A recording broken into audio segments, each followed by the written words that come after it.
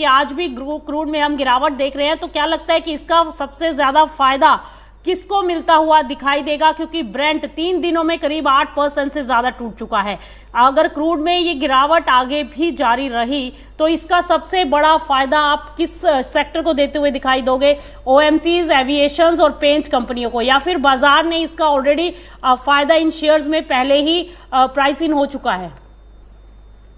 देखिए, क्रूड के प्राइस गिरने का सबसे ज्यादा फायदा तो बाजारों को रहता है, क्योंकि इन्फ्लेशन कंट्रोल में होता है और कहीं ना कहीं ये इकोनॉमी के लिए पॉजिटिव होता है, पर्टिकुलर ऐसी इकोनॉमी जो कि इंडिया है। और यहाँ पर अगर आप देखेंगे तो 90% क्रूड इंपोर्ट करते हैं।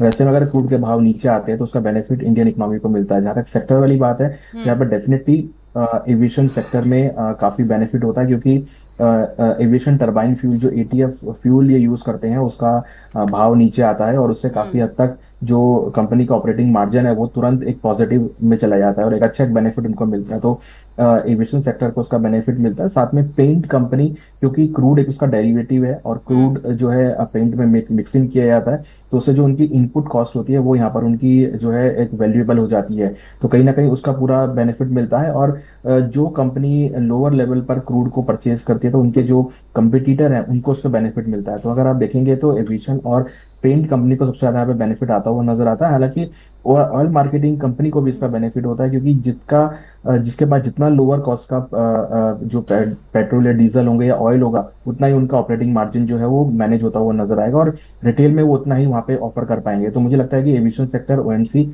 और पेंट कंपनी, तीनों में ही इसका बेनिफिट होता हुआ नजर आता है। और डेफिनेटली अगर हम एक मैक्रो लेवल पे बात करें तो इकोनॉमीज को भी इसका बेनिफिट मिलता है।